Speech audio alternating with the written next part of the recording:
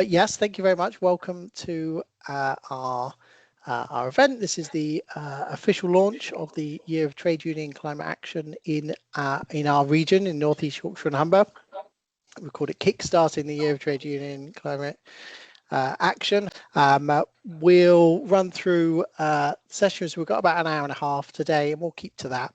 We'll hear a few formal speakers, and then we'll kind of have a bit of a pile-in at the end where anyone who wants to speak or contribute can definitely do so in that space. It would be brilliant to hear more from existing campaigns and existing branches and things within the region.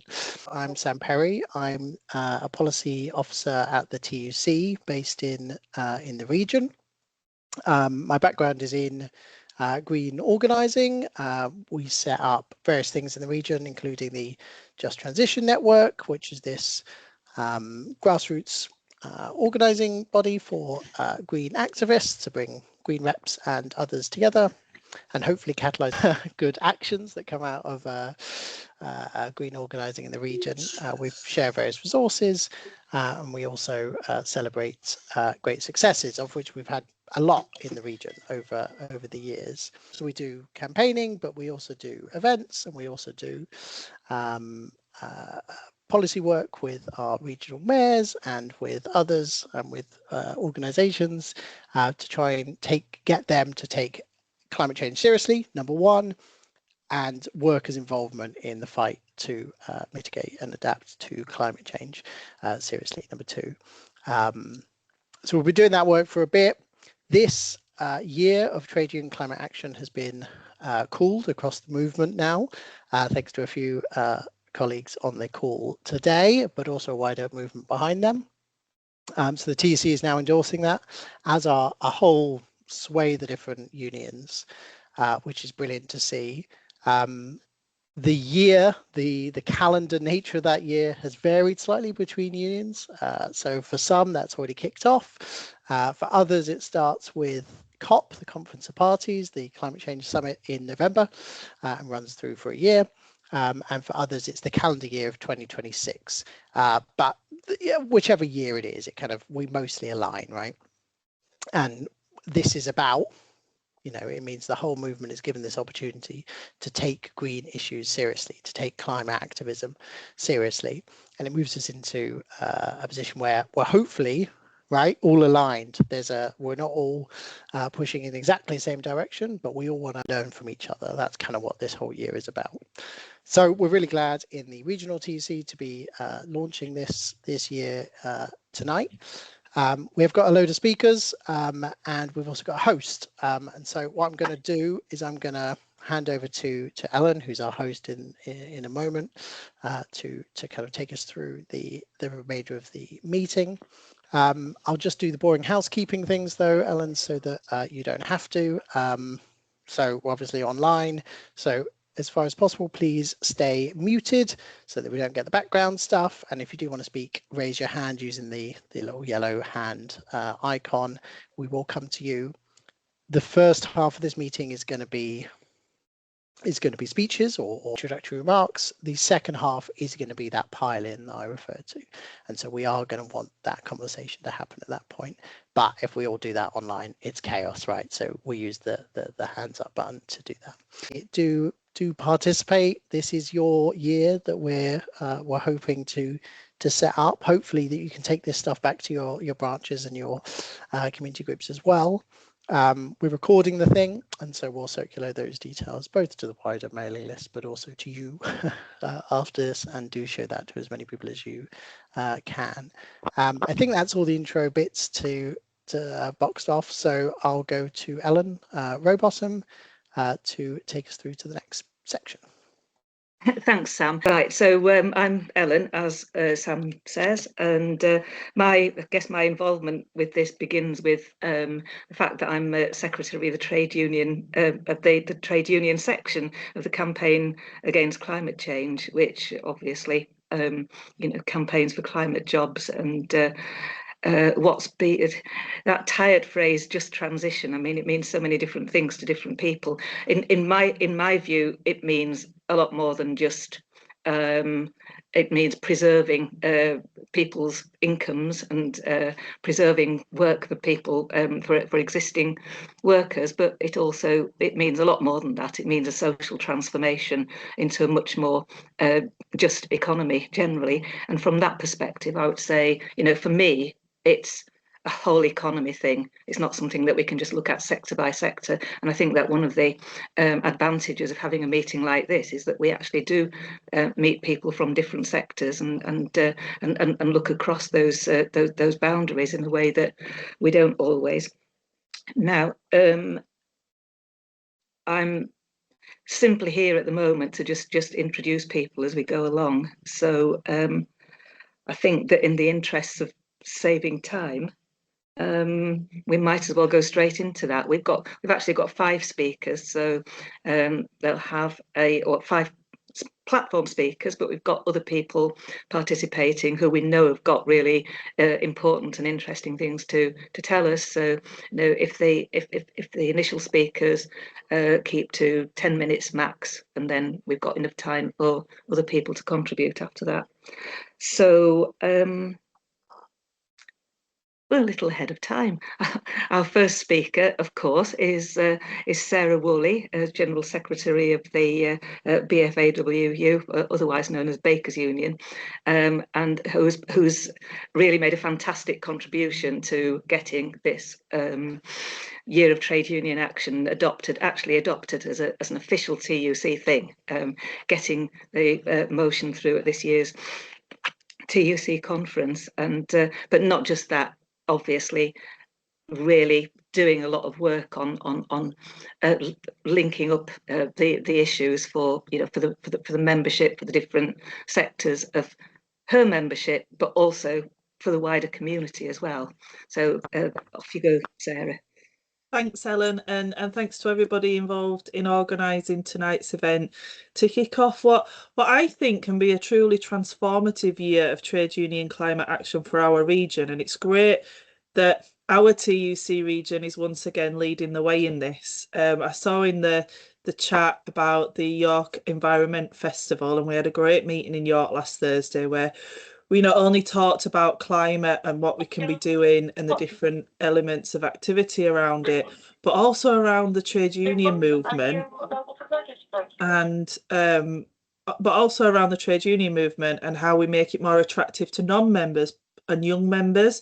And I really think, and I said this in my one of my contributions to Congress, the year of action can be a catalyst to support that and to attract young members and those that are interested in climate change into the movement too.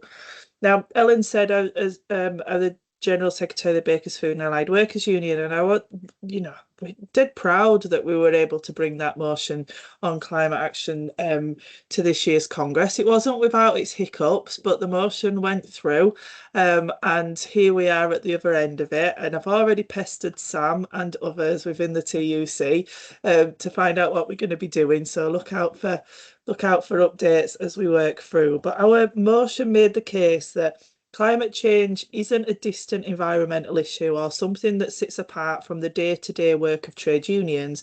It is fundamentally a trade union issue because it's about changing workplace, it's about how our economy is organised, and it's about who pays the price for the crisis and who reaps the rewards of transition. And when you look at what climate change means in practice, it's new technologies, new production processes, energy systems, supply chains. It's about food security, health and safety in extreme weather and the conditions our members face on the job.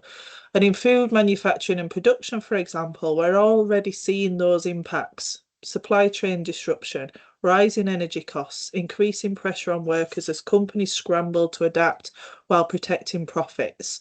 So when we use the phrase just transition, and it has been taken over, and it's kind of a buzzword at the minute, but for us, we're talking about ensuring that workers, not corporations, have a say in shaping what that change looks like.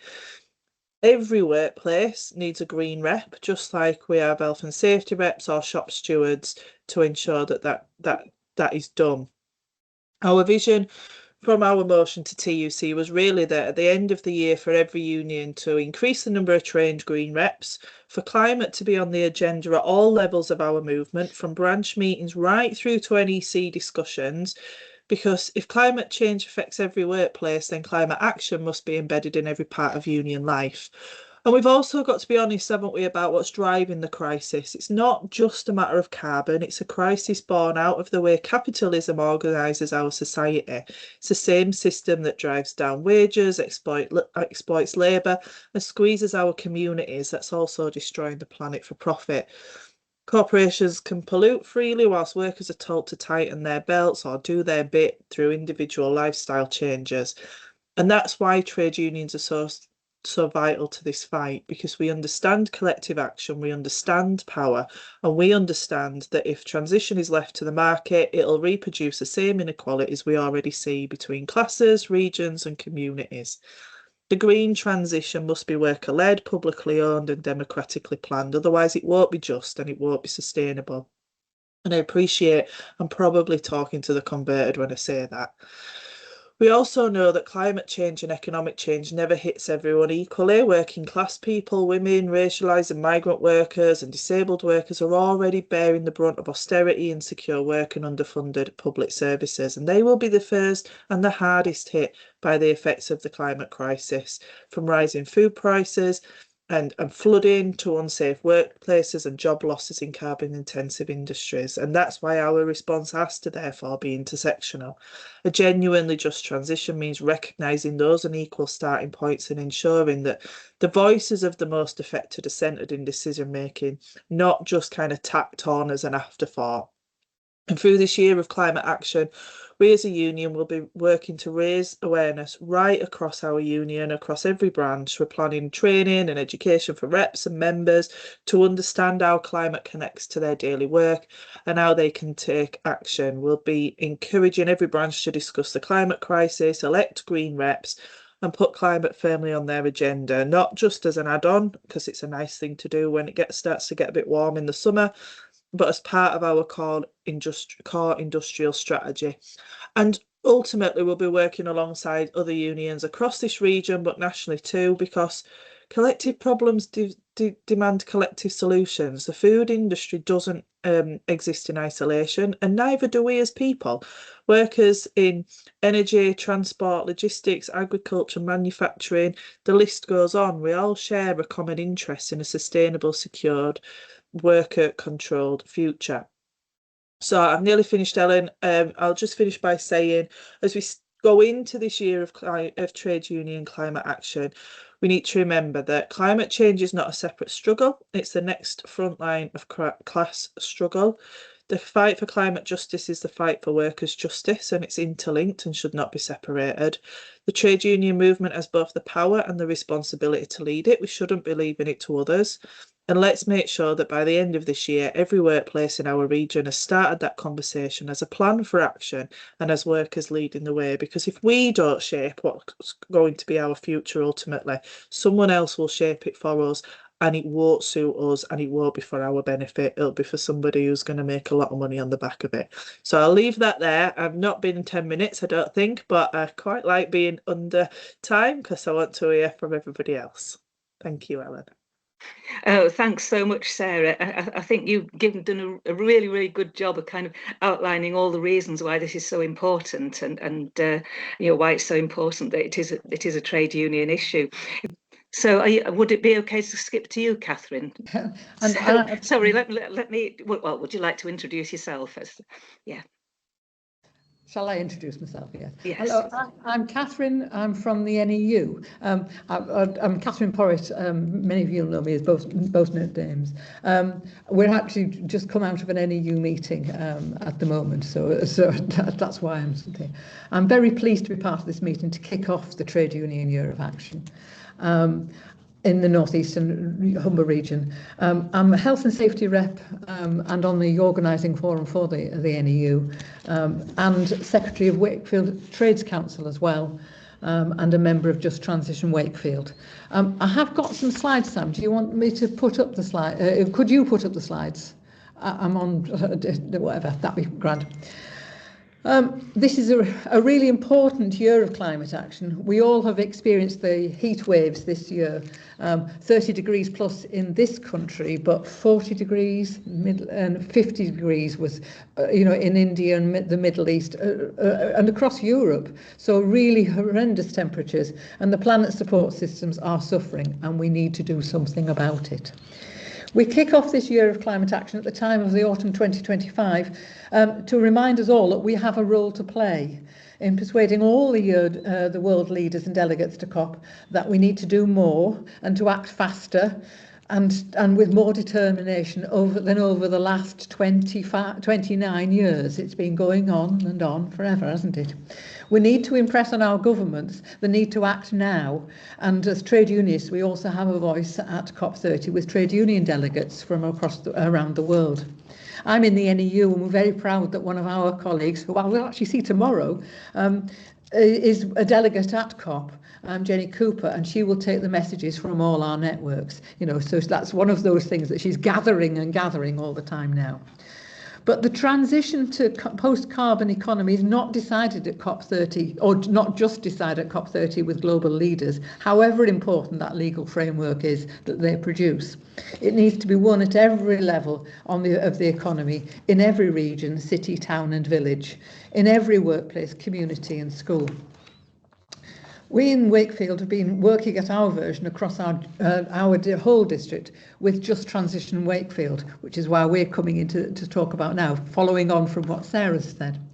In 2019, when people young and old came out on the streets for global climate action in mass numbers and persuaded governments and councils to declare climate emergency, we recognised in Wakefield we'd really need to hold the council to account for the progress towards the 2030 target. Wakefield Trades Council and Wakefield Friends of the Earth, with shared members, discussed and decided on joint working, inviting a wide range of organisations to form a new umbrella group to work for a just transition to the new decarbonised economy. We realised from the very beginning we had to put people and planet at the heart of the mission. Our strapline is communities tackling the climate emergency. We've been meeting at least monthly ever since 2019, bringing together a wide range of partners into a network of member groups. Several of us reached out there to the NEU and Unison and RMT. We had members linked into Grow Wakefield and community centres. We reached out to the voluntary sector umbrella network, which is called NOVA in Wakefield. Other civil society organisations came on board, like Eco Church and the WI, the Clothes Exchange and Eco Baby and Unite Community and the UCU. The list goes on.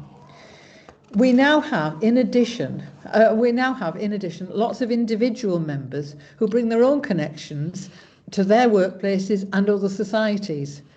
Friends of the Earth and Trades Council in Wakefield are not politically aligned, so we're quite prepared to critique everyone as needed.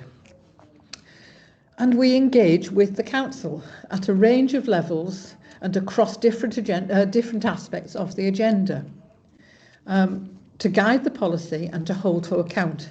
We keep watching to ensure that things don't slip off the agenda, and we attend a lot of meetings. Oh yes, I needed to tell you, can we have a new slide please? I'd forgotten it. So here's our new slide bit. So we attend scrutiny meetings.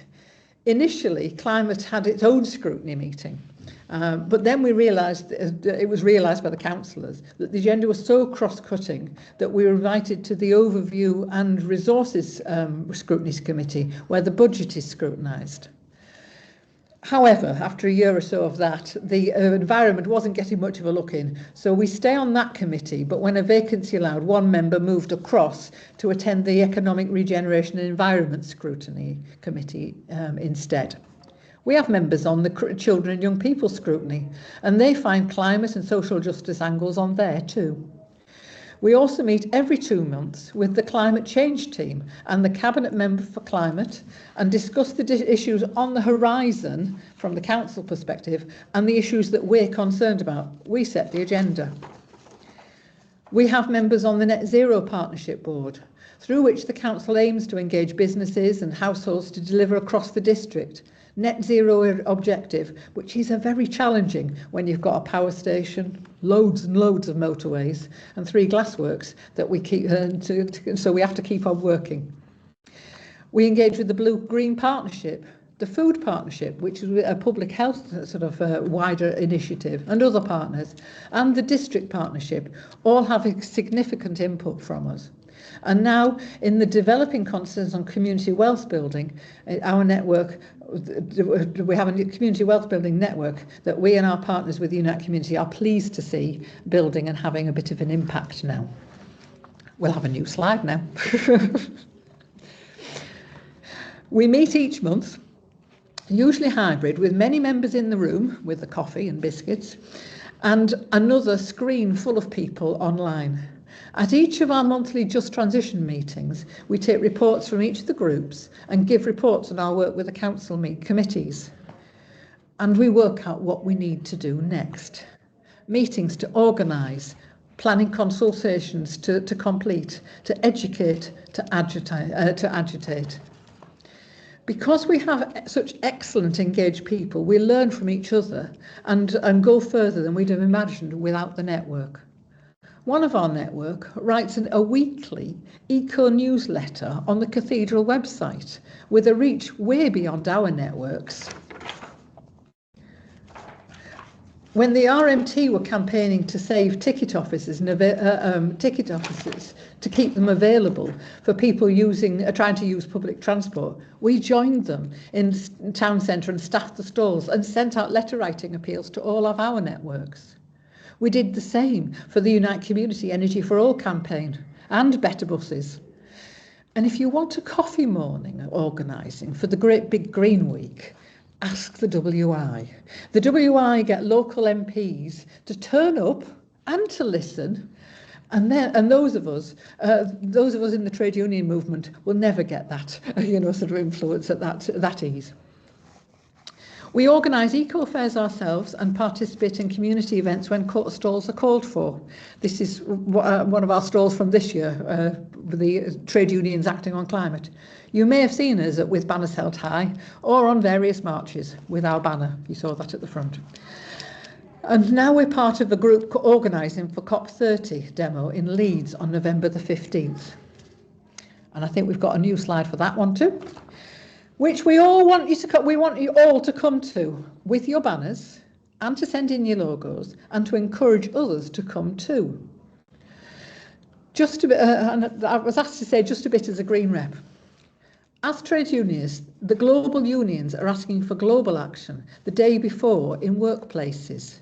Something organised in workplaces by workers calling for action now for planet and for people. It may be a lunchtime break photo op with placards. It may be more. If you haven't already organised on climate, start by putting a sign up about the Leeds, Sheffield or Newcastle demos on November the 15th. Then call a union meeting before the 15th or ask for an eco-green issues to go on the agenda of a planned meeting.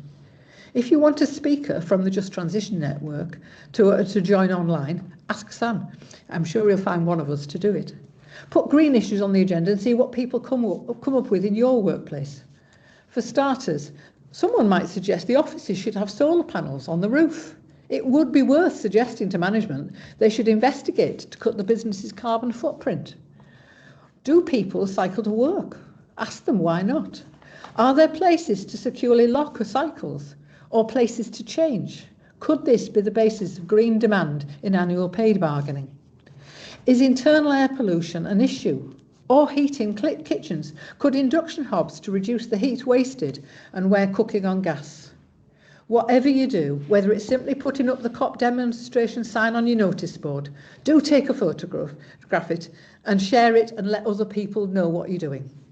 To make the difference, we need everyone on this agenda, because without it, workers demanding a just transition, the market will deliver another unjust transition, and it'll be our members and their families will be the ones to lose out. Thank you. Thanks ever so much for that, Catherine. That's just if if every part of the country had a just transition coalition like the Wakefield one, we'd be home and dry, wouldn't we? Really, it'd be fantastic. But it's such hard work. So, you know, thanks to both of you so much for doing that, and for really getting us started with ideas as well for what people can do in their workplaces.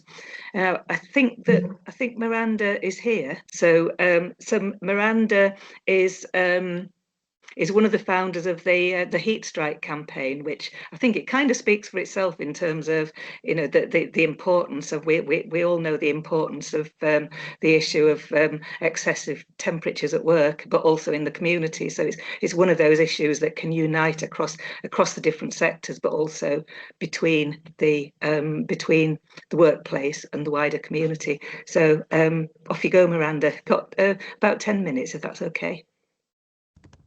Yes, thank you so much, Ellen. Thank you for having me. And yeah, it's amazing to hear previous speaker. It sounds like you're doing wonderful things in your community. Yes, I'm here from Heat Strike. We're a campaign working very much at the intersection of climate organising and workers' rights. And we are campaigning for a maximum working temperature. So we have adopted the Bakers Union and the TUC's demand for a maximum working temperature in this country and a furlough scheme for if anyone can't go to work because it's too hot. And we're also campaigning for a climate plan, because we know that our government's plan to tackle the climate crisis is inadequate and illegally inadequate, in fact. And we need to mitigate this crisis as well as adapt to it.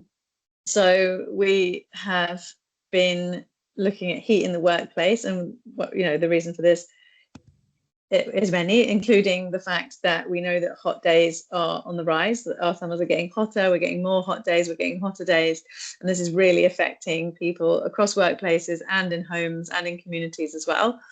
And we have no maximum working temperature, so some people are actually being put into really unsafe conditions. This summer we were speaking to bus drivers who are organising, because even in a sort of 30-degree day, which is not extremely hot, some of the London buses get to sort of almost 40 degrees inside the cabs that the bus drivers are driving. So that's one example of where workers are being put in unsafe conditions, and their passengers as well, because of heat. So we have been speaking to and organising with workers across all sorts of different industries and sectors, from teachers to food manufacturers to delivery drivers, office workers, all sorts of posties, electricians, outdoor kind of communications workers, all sorts of workers are affected by heat in the workplace. And it is often, in fact, more kind of blue collar jobs that are affected. So often those kind of more middle class jobs are in offices with air conditioning. And it's often people who are more sort of on the front lines that get affected by heat. And everywhere where we're talking to workers about this issue, we're hearing that these risks are increasing year upon year, and every year they're noticing sort of that the risks have gone up and that there are more injuries and there are more hot days, and it's generally harder. And we've been speaking to at trade union conferences and with many trade unions, and we've had some motions passed in support of our campaign. So we've had motions passed by the Bakers Union, the TUC, Unite, the FBU, and Equity, and we want to get more motions passed as well in many other unions. So if that's something you can help with, then I'll put my contact details in the chat. So we're getting motions passed. We've been organising in communities, so we're also working with climate groups. We've been assembling a coalition, not just of trade unions, but climate groups and community groups. So we speak to like Disability Rights UK, XR. We've been speaking to Friends of the Earth and many other climate groups. And we have had a network of people doing cool stations this summer. So on hot days, setting up a gazebo and somewhere cool and talking to people about the climate crisis and heat in the workplace. And we found something really interesting when we've done that, and that is that people that we have received a completely different sort of feedback from the public when we've done this. So we've had some people, some XR groups like XR grandparents tell us that often when they go into their local high street and do climate or outreach, they kind of get a bit of a response. So some people are supportive, but others are sort of just a bit sort of like, they sort of feel a bit nagged or a bit guilted, or they feel this is something they should care about. Others are openly hostile, and they're sort of like, well, you're sort of these climate people who are kind of having a go at me. And when they stood in their high street and did our call station, they got a completely different response, because they were talking to people about something that directly affects them in their everyday lives, in their homes, in their workplaces. And everyone has a different experience of where heat has become too much for them, because in this country we're actually just not adapted to the kind of summers we're increasingly getting. Our buildings aren't adapted and our workplaces aren't adapted. So we're talking to people where they experience the climate crisis in their lives and have direct experience of it. And that's been really just a completely different conversation. And we've really got outside the climate bubble with this campaign, and talking to people who, if you kind of approached them, as Greenpeace or as XR or as sort of your traditional climate group, they probably wouldn't be interested, and they wouldn't see themselves as the kind of person that wants to engage with climate stuff. And that's been really exciting. And yeah, we've sort of had our leaflets and our posters put up in windows all over the country. We've engaged groups all over the country, and we've had a great summer.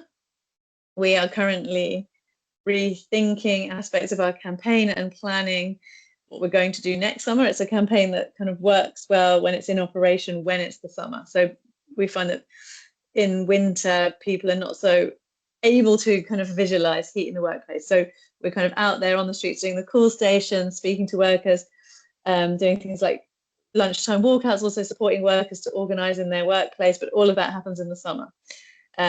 So we're kind of going into the winter period now. We're planning and we're working out how to make next summer even better, and have activities and things going on across the summer that people can engage with in their workplaces, in their communities, in their local areas. And there's a way for everyone to get involved. So if it's a community call station, or just a banner drop, or a workplace, putting posters up in your workplace or even in your window, there's a way to get involved, and we're planning all of that. The thing that we're really working on right now is trying to get more motions passed in unions. So that is something that some of you here might be able to help with. I will, Sam, is it possible to share? I'm going to share in the chat our website where you can sign up to hear more about our campaign, and my email address for Heat Strike. And will it be possible to send that out at the end as well? Yeah, certainly, yeah. Because yeah, and we have a model motion as well, if you want to try and pass that in your branch, which I can send to Sam to send out to you. But yeah, we're really, really interested to work with trade unionists in all sorts of trade unions, so from grassroots, like members, all the way up. So if you're interested in working with us, trying to get a motion passed, or organising in your workplace or in your community, please get in touch with me. Like, we're growing our network and our coalition. We have a chat as well with people who are organising with us. And yeah, we'd love to work with all of you. Like I said, we're not going to be doing loads over the next few months because it's not the right weather for it, but we will be kicking off again in spring, and we want to get those motions passed in the meantime. So yeah, great to speak to you all. Thanks so much for having me, and I really look forward to hearing from you if you're interested. Thanks, Miranda, that's fantastic. Just to say, my community branch has passed the heat strike motion, and so has Leeds Trades Council. Actually getting the boots on the ground is a bit of a different thing, but I think it's worth saying, because in this meeting we've now got at least one health worker and some education workers, and when we've done the stalls out on the street, it's been those two sectors. It's been, even just passers by. If somebody works in a hospital or if they work in a school, is really, really, they're really, really connected with this. But I also think just it's worth stressing the point that you made about that people can be defensive if you're on the street talking to them about climate change and climate action. And I think another important thing to bear in mind on that is that some of the it's foregrounding the activities that make things better for people, and that help with the cost of living, that kind of thing. Two of the things that cut emissions the most would be free public transport and free retrofit, and those are both things that can become campaigned for within within the trade union movement and beyond. So yeah, I think that's a really important point about how it helps these kind of focusing on these kinds of issues really helps to connect with people without getting that defensive reaction that makes people want to go into denialism and so on. So thanks for coming, thanks for your time, and I think we can now pass on to Toby, who is a founder of the Worker Climate Project. I know you've been doing a lot of work with the trades councils, including Catherine's, if I'm not mistaken. So, would you like to jump in and tell us about that? Yeah. Hi, thanks for having me. Yeah, absolutely. So, I guess, yeah, I'm part of an organization called the Worker Climate Project. We've existed for about 3.5 years now, I want to say. And we're kind of, we're set up around this idea that we were looking across just as a group of volunteers, looking across what climate organizing was going on in the trade unions and organizing around transition, and seeing that a lot of it was quite experimental, and that in order to grow strength, there really needed to be a building of connection between them, between different types of organizing, and a real understanding of how that organizing worked in detail in order to build those connections. And I guess a few of the things that we were approaching it with is, I guess that I guess 2 points is the idea that actually, in some ways there's an opportunity because that you can't separate the effectiveness that taking climate action through trade unions is going to take from the general effectiveness of trade unions and of labor action, and that actually I guess the state of the labor movement is such that in order to win, people fighting on even just things that are seen more as bread and butter issues, pay and condition style, are thinking more and more about deeper forms of organizing, about more experimental forms of organizing, about how they can think about workers as people engaged in many different aspects of their life in order to leverage that in the workplace as well. And so I guess we kind of saw that as okay, if there's experimentation there, then that kind of goes in well with the need for experimentation to make any of this work. And so we saw that connecting those things up was really, really important.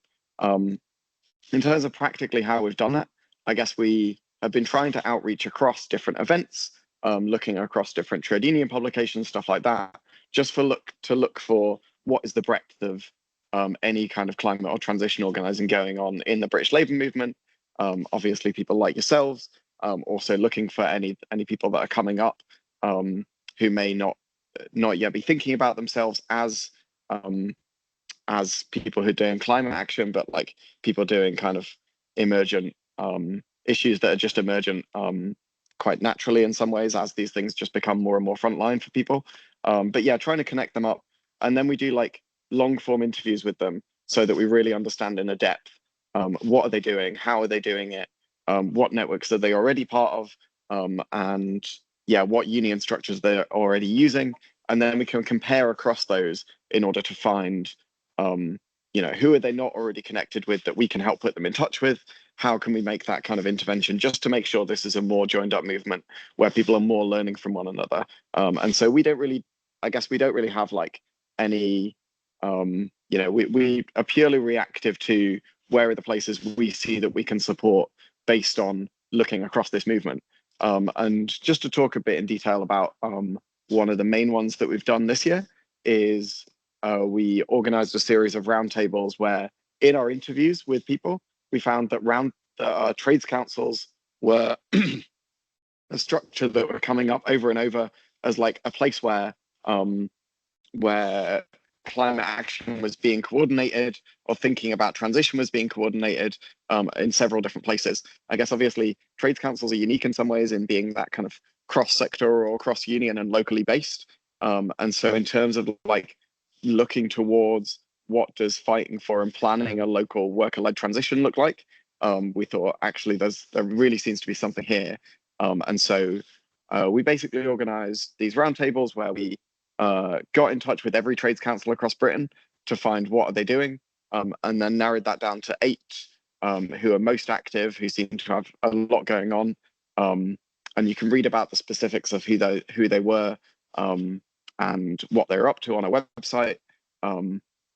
We basically ran 4 sessions, which were quite concentrated things, where we got people to do short presentations for each other and then Q&As to each other across 3 of those sessions to really make sure that they understood how they were approaching the method of using trades councils for climate or transition work.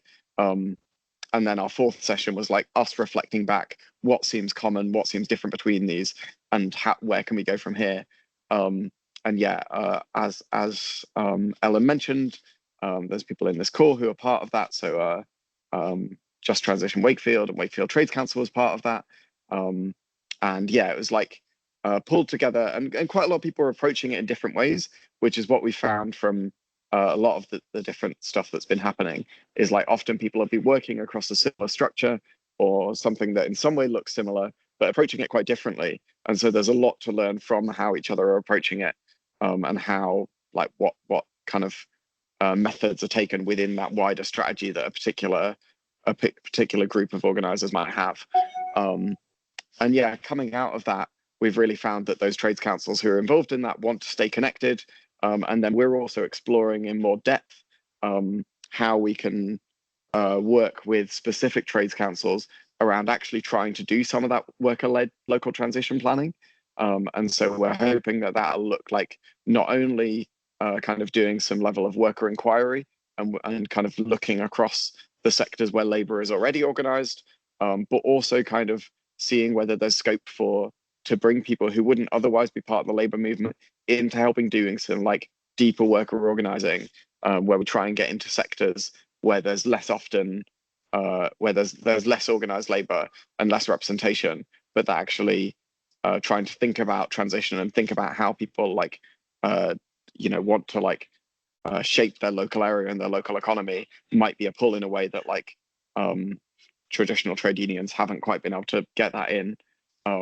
And I guess that's a principle that we're keen to encourage across as much of this movement as possible, insofar as we see our role as just connecting up and helping people reflect on their strategy, is really to kind of once people are connected up and learning from each other, that should allow them to go even further with their strategic ambition and even further with what we look towards and how we try and push for it.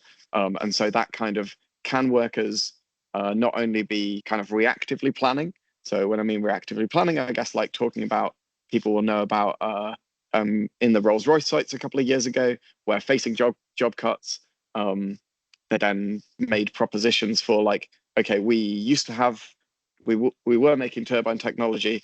Could we use this turbine technology for, it used to be for submarines, could we use that for wind turbines? To kind of, getting that to be more proactive. And so it's actually workers, as well as making those industrial demands, also putting forward to their communities and to people around them what they would proactively want out of their society and economy, as a kind of ambitious way of going about this. And so yeah, that's a little bit about what we do. I'm going to kind of wrap up now, but basically just to say that as we go forward, we're and into this increasing amount of trade union climate action, we're really just here to support that work that's going on. And so as much as possible, just do call on us. We want to be like interviewing people as you're trying stuff, as you're like experimenting with different forms, and making sure that we can then connect you up with anybody else that we know who might be doing something similar, or even thinking along similar lines, but like taking a different tactical approach. And so, yeah, just to kind of reference that we're here, we're kind of consistent and growing as an organization, so our capacity should grow to be able to do that, but that we really need people within the trade unions to kind of call on us for that support. And so, yeah, I think I'll leave it at that. Thanks. I'm going to have to ask you to leave. That's all right. Thanks, Toby. That's fantastic. I think a good example of a relatively small group of people doing work that's really punching above its weight. Yeah, I'm really I think it's really interesting what you're saying about the kind of deeper work of finding out what's important to people, in their own situations, yeah, it feels like something that can then actually lead on to, as you say, much more a more proactive approach to. We talk a lot about worker-led transition, but generally speaking, what we have seen is understandably more reactive than thinking, actually coming together to vision what we do want to do. And yeah, so great stuff. And amazingly, we are a couple of minutes ahead of schedule, which is fantastic. So I think it's time now to bring in Dave Pike, who is the regional TUC secretary for the North East, Yorkshire and Humber. And we're very pleased to have him. Off you go, Dave. Thank you, appreciate that.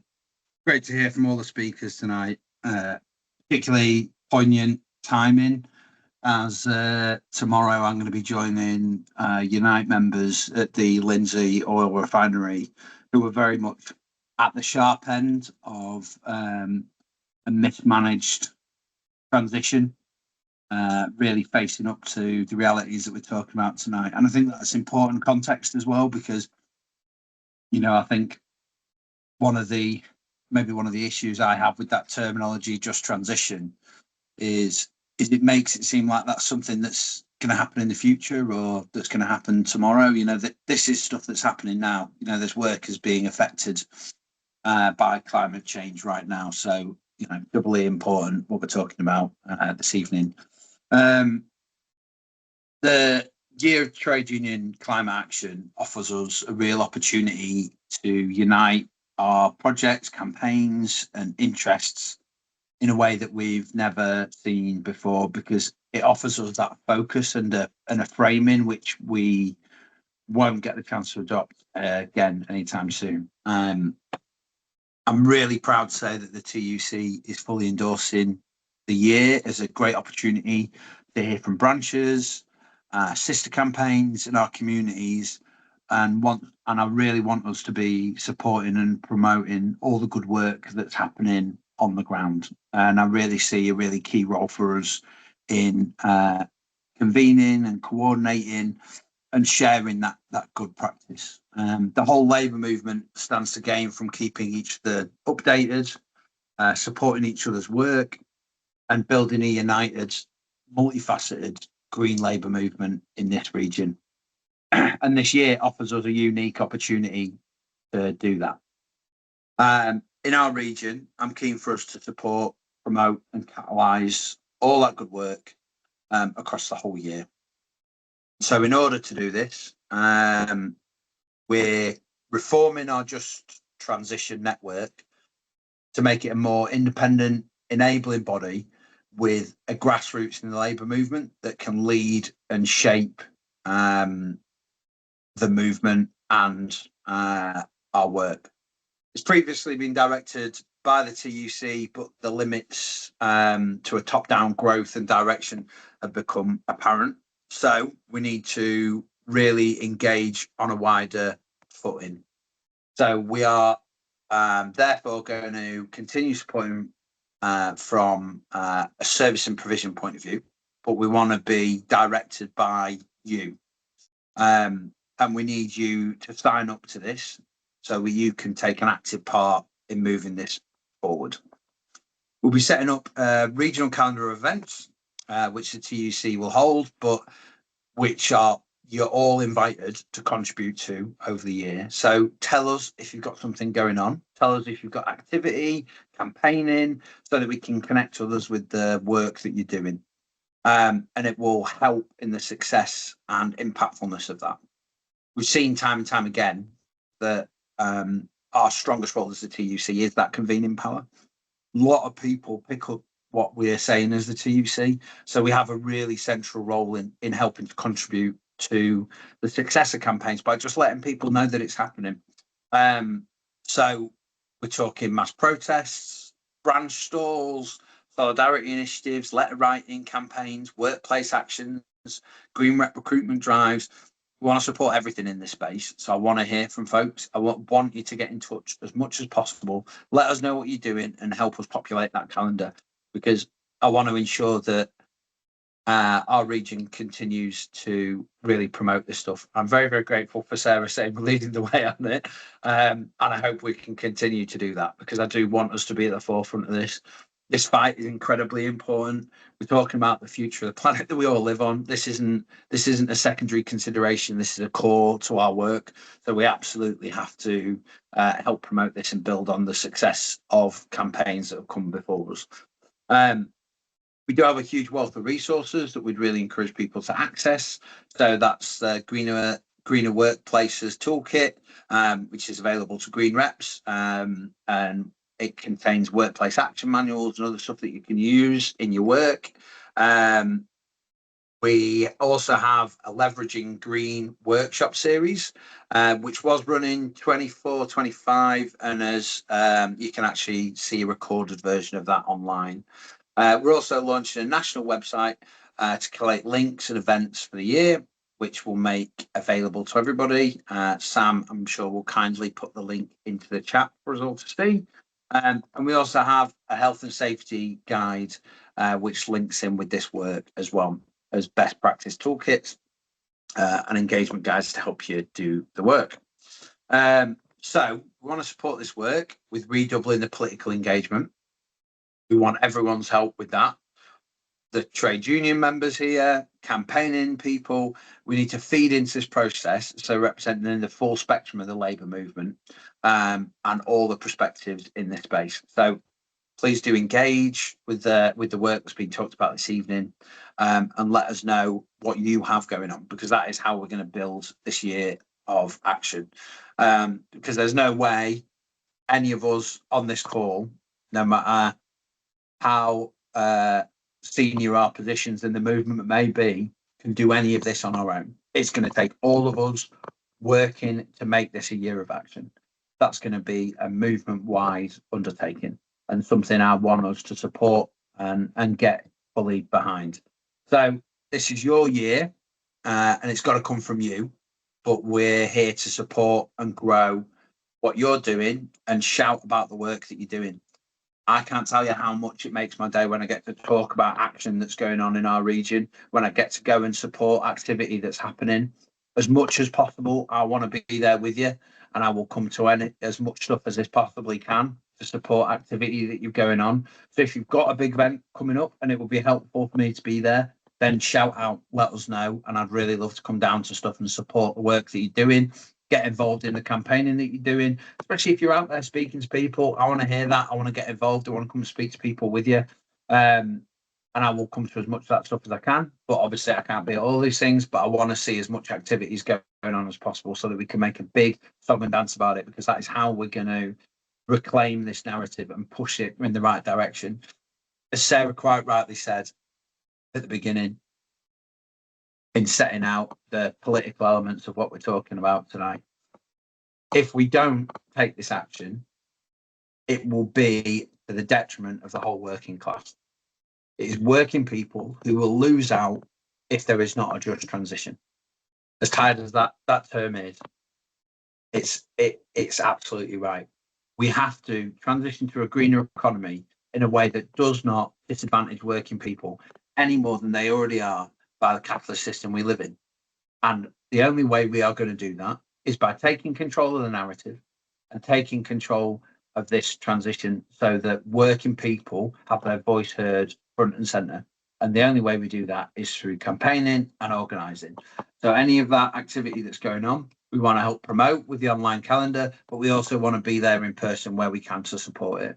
I'm so grateful for everyone who helped organise the event this evening, and thank you for having me along. And I hope that helps. Pass back to you, Colin. Thanks very much, Dave. Thank you. And it is really, it's just really good to know that you are so supportive, and so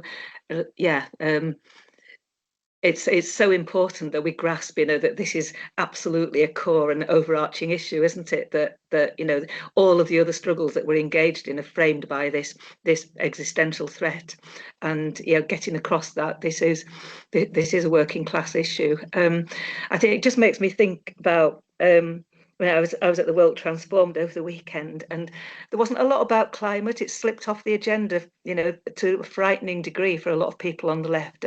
But those that were discussing it were very much almost, it brought home to me the importance of taking those conversations out into workplaces, into staff rooms, into communities, and getting everybody involved. And I think that maybe one step on there is that we can all play a part in directing people to those resources that you've just been talking about, and having a lot more uptake of those resources. And as already been, I think Catherine said earlier, that I think any of us would be, willing to go out and speak at branch meetings and that kind of thing. So yeah, thank you. And we've got about almost half an hour still. But the idea is that you put your hand up if you've got something to share about what you're planning to do, or any thoughts about what people might do in their workplaces during the year of action. And I know we've got a couple of people who are specifically hoping to talk. Maybe we could bring in George from Safe Landing next. Is that okay? Yeah, I'm happy to speak. How long do I have? Because I can speak for as long or as little as you like. Maybe just a couple of minutes, George, if that's all right. So we've got time to hear everyone, if that's all right. Yeah, no worries. I'll keep it quite short. So yeah, my name's George. I'm part of the British Airline Pilot Association, the Commercial Airline Pilots Union, but I'm here on behalf of Safe Landing today. Safe Landing's a community of aviation workers that want aviation to decarbonise in a way that benefits both the climate and workers. So I guess to cut to our work, really, I think what was really interesting that Sarah said is how we see the climate crisis is not really through an emissions issue. We see it as an issue of power. Who makes decisions on behalf of workers? Who makes decisions that affect the long-term interest of workers? And we know that governments are not working on our behalf. We know that industry leaders in some cases are not working on our behalf as well. Something I've noticed in my work in the trade unions is that even our trade union, BALPA, is making very short-term decisions because its decision-making processes aren't set up to deal with the existential nature of the climate crisis. So in Safe Landing, we've been campaigning on a backbone of empowering workers. And the way that we really see empowering workers is through something called workers' assemblies, which is basically a version of a citizens' assembly, for those that have heard of citizens' assemblies, a form of deliberative participatory democracy that makes sure that a group of people from a trade union or from an industrial sector are chosen by a process of sortition, which is kind of like lottery, and to deliberate on an issue. It could be climate, it could be anything. They hear from a range of experts and stakeholders and then make decisions that inevitably benefit workers and the climate, and make sure that our long-term strategies are actually fit for purpose.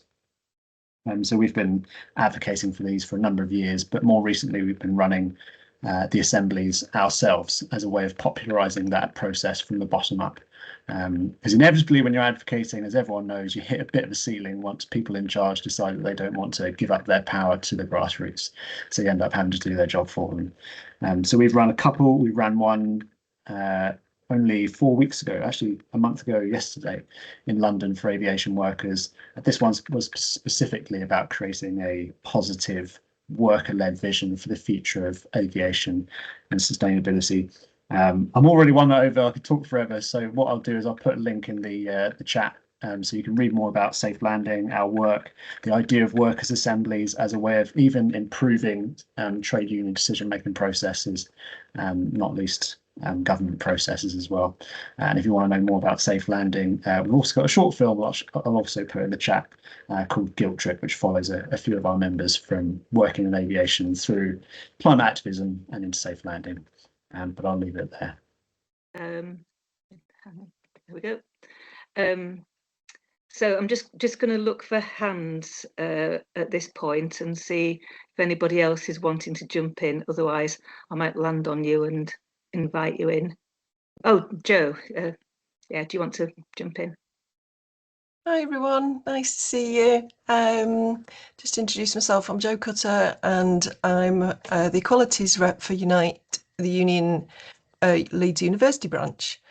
So I'd be really interested to talk to heat strike. I think that's definitely something we can relate to with particularly our technicians. We had a real issue this summer in the extra hot days, but all kinds of staff in all kinds of different areas of work.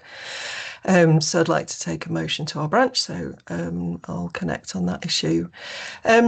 My day job is doing research with and for unions on the issues around kind of climate action, and so just a couple of updates. I did do a session as part of the Leveraging Green that Dave mentioned for Sam a while ago, which is part of an international project looking at just transition in lots of different countries with facing lots of different but often very similar unions facing often very similar challenges.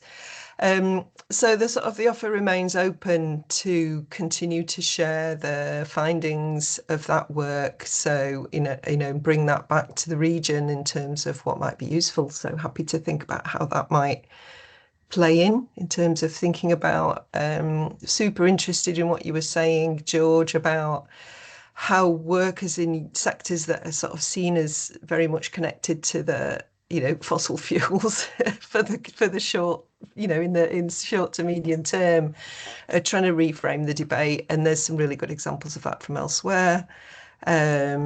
Because just reading the latest climate change committee, the energy transition, unfortunately, has pretty much already happened. That sort of the next biggest challenges are in buildings, aviation, transport, manufacture, and so on. So that it's sort of whereas government policy is very much we've now got clean energy jobs as part of the narrative, and that continues to be super important.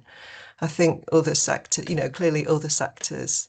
I can see Dave on the line. Gas workers. All of these sectors are still super important in terms of thinking of transition. So anything that helps in that regard. We've also got, in terms of something to discuss, although perhaps we won't finish it in one meeting, is sort of climate education has still sort of fallen off the agenda a little bit. But we do have a free Future Learn course at the university in partnership with all sorts of really interesting. I mean, it is sort of focused on the climate challenge, but focused more on collective actions as opposed to individual actions that people can take. So we've mentioned before, Sam, about possibly thinking about how that could be repurposed in a way that's useful and talks more meaningfully to workers and unions, but we haven't got any further than that. But it's been launched since June, and we've got over 5,000 people globally have signed up to take the course. We've had some really amazing feedback, so happy to I'm not quite sure where and how to talk about what we do with that, but it's just an offer that's out there. Thank you. Thanks, Jo. That's really useful. And Dave, would you like to come in and say something? Dave Douglas. Sorry to just land on you, but I'm sure you've got things to say. Yeah, I mean, I've just come back from a meeting down in London today with the GMB, so I'll just introduce myself. So I'm Dave Douglas. I've probably been working on the fringes maybe with Sam on this for about 4 years, maybe.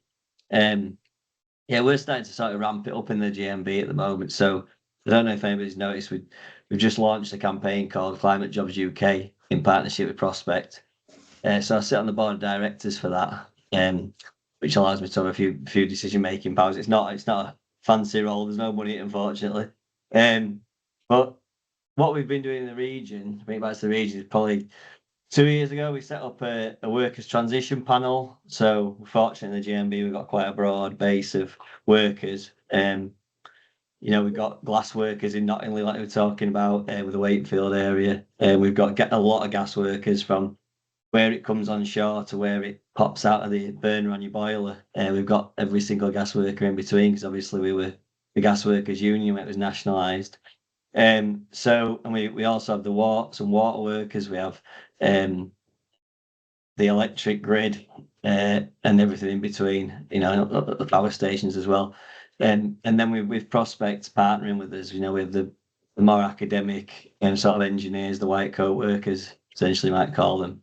And our goal really in Climate Jobs UK is to turn climate targets into real union quality jobs, region by region, industry by industry.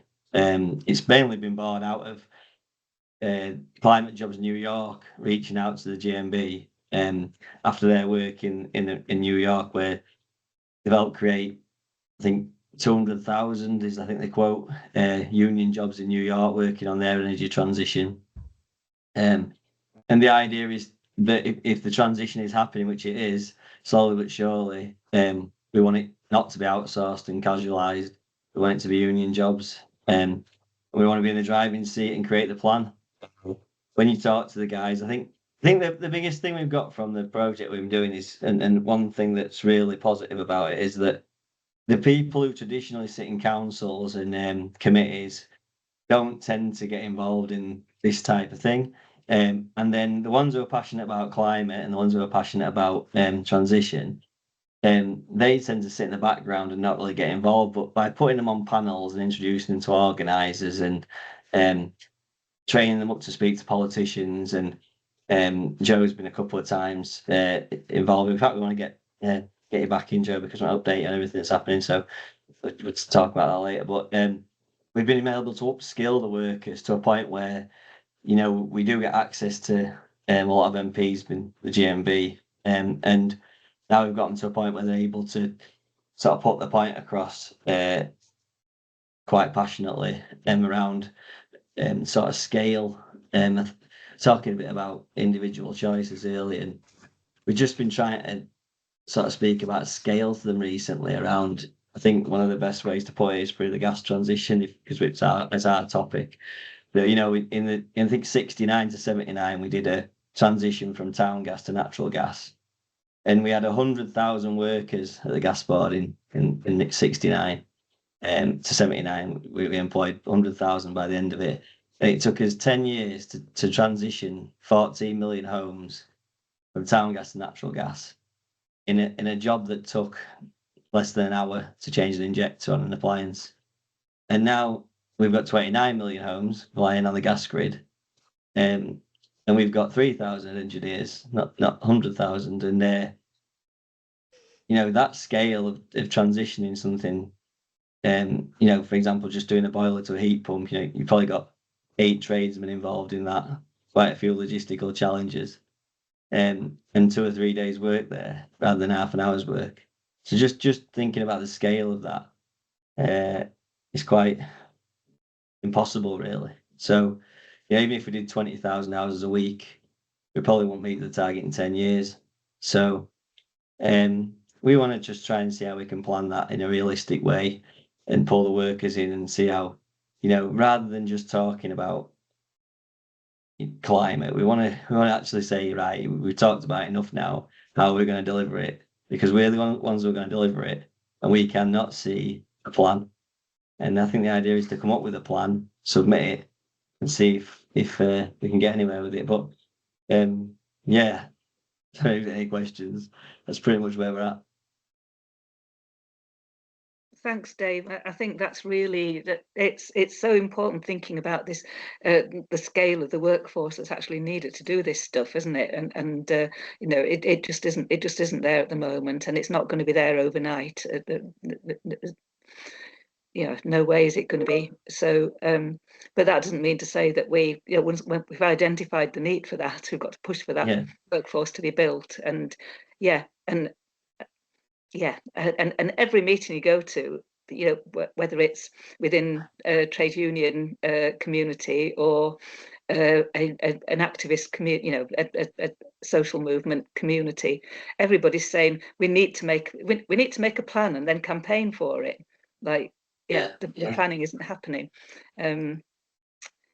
Right. I've certain sort of triggers around the class sort of aspect of it. I think it's really quite raw. I saw a post by Bill Esterson. He's got a role in Desnes now, and he put a post on I think Facebook or LinkedIn or something like that the other day saying £10 to charge my car. What could possibly be the argument?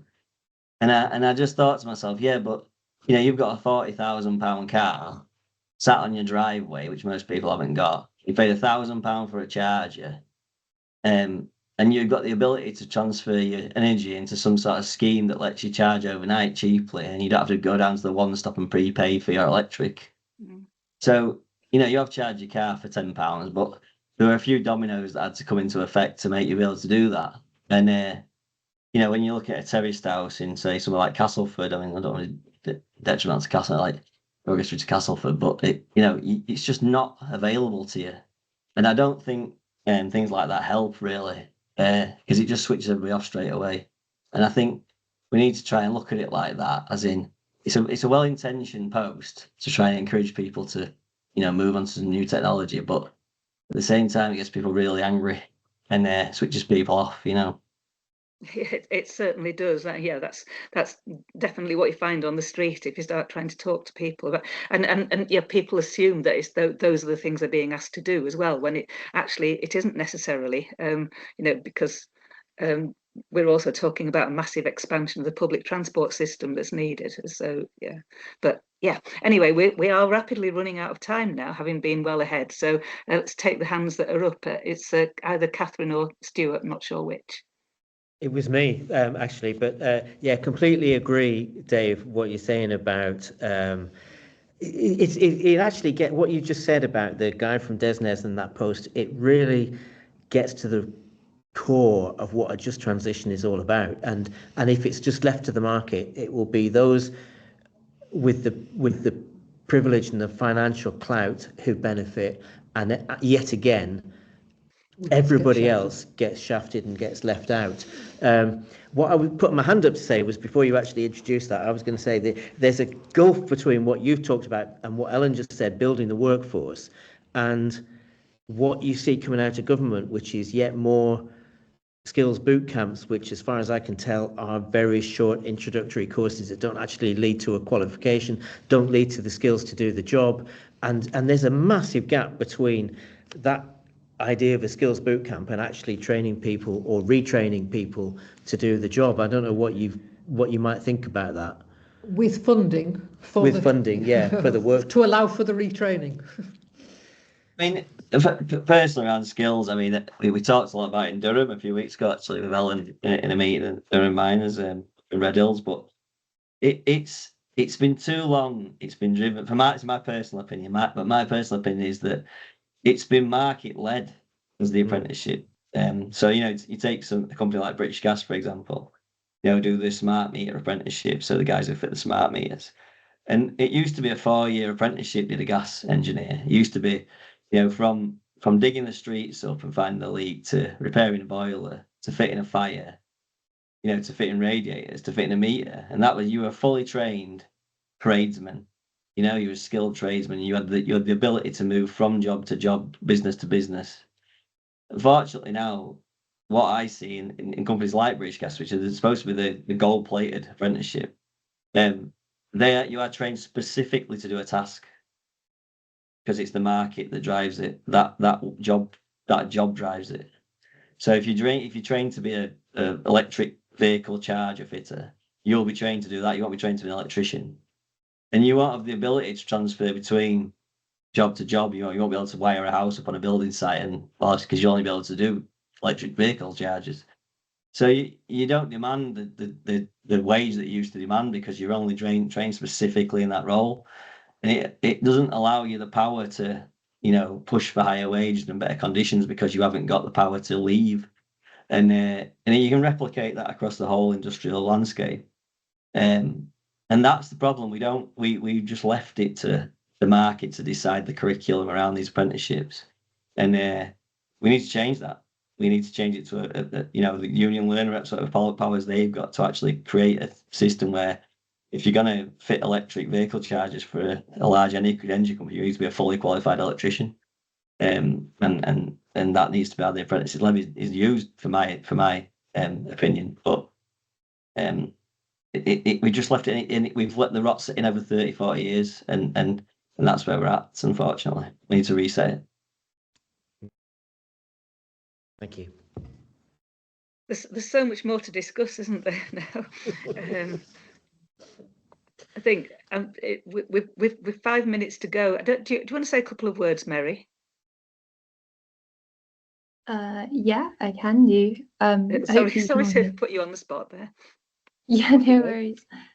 So I'm Mary. I come from the Stop Burning Trees Coalition, which is a campaign of groups, many of them represented here tonight, around Drax Power Station. And I think when the coalition started, largely because it was formed by groups like Just Transition Wakefield and with people like Ellen, we were very clear that we didn't want to just be coming in saying this power station is the biggest emitter in the UK, it needs to be shut down, the issues with the subsidies, but also very directly talking about the need for a planned, proactive, just transition and the real climate jobs that we actually need across the region.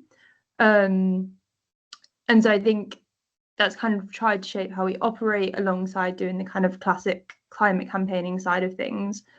So over the last couple of years, as part of that work has been looking at doing research on I think it was about 73,000 green jobs that were needed to decarbonise Yorkshire and the Humber, and also trying to build out relationships with unions and workers to varying degrees of success. And I think Sam's been really helpful in that.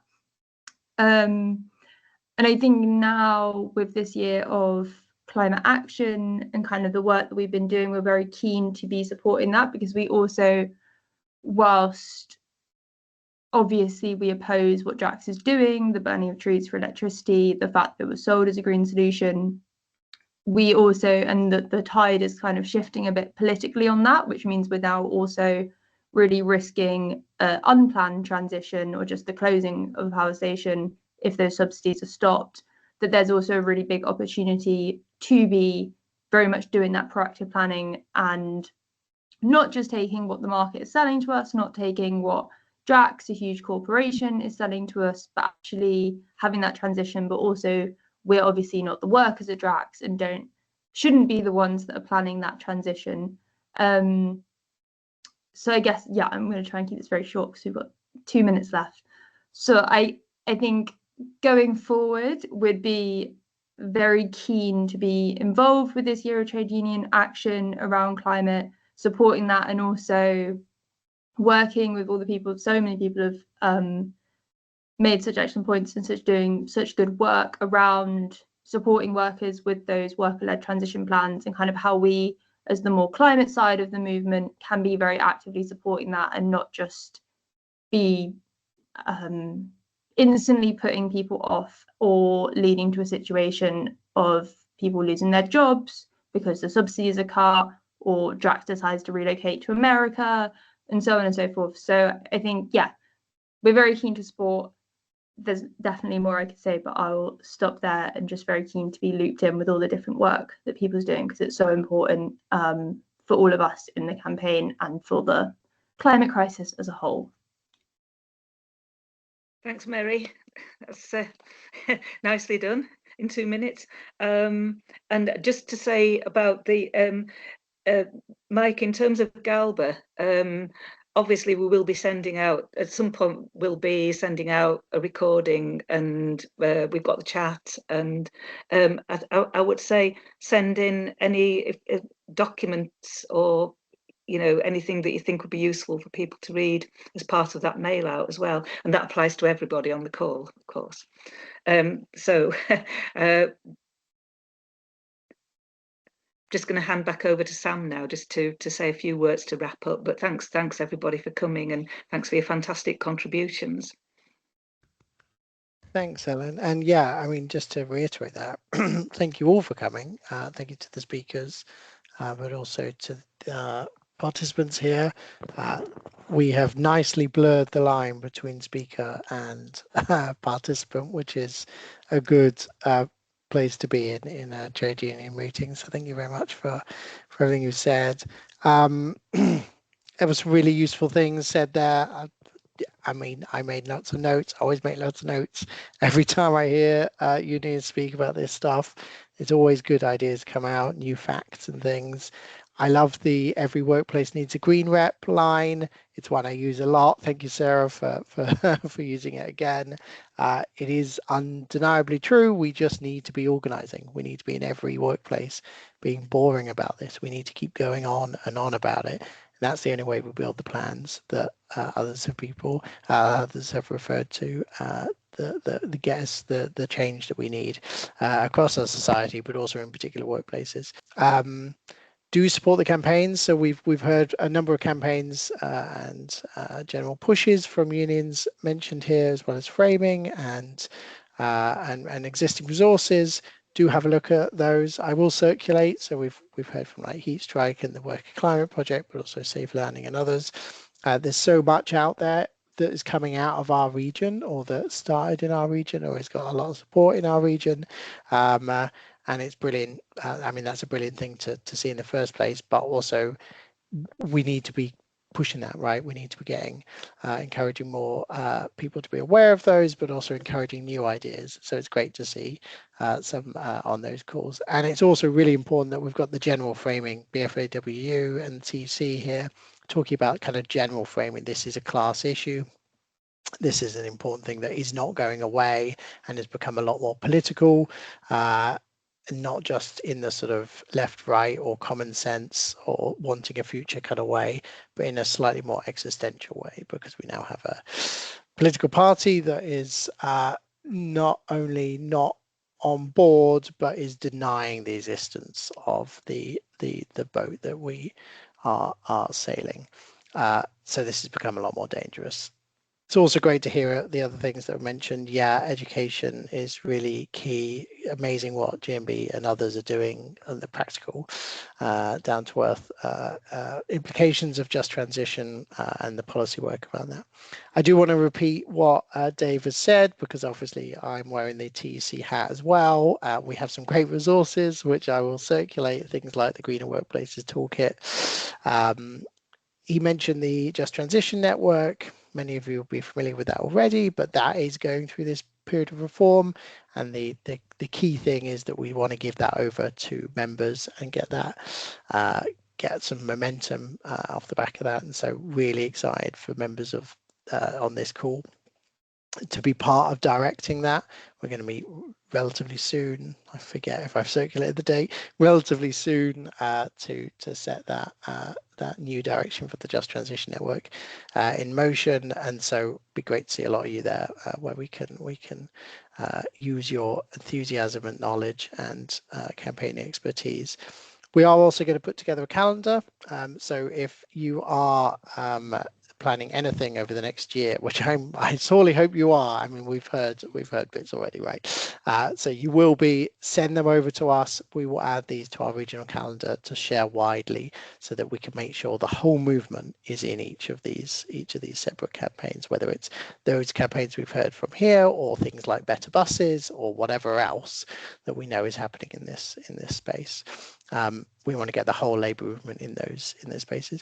And I'll just finish on that there are two key days of action that have been highlighted across the movement. There's the 14th of November. These did come up, but the 14th of November, which is the Day of Workplace Climate Action, which is super important for us as trade unions. We got to be shouting about this in our workplaces, and that will look like different things in different workplaces. It might be a stall, it might be a meeting, it might be heat strike, it might be more direct action. The following day is the 15th, and that is the Global Day of Climate Action, or Global Day of Solidarity, where there will be mass movements around. There's already some of this planned in the region, but there's also stuff nationally.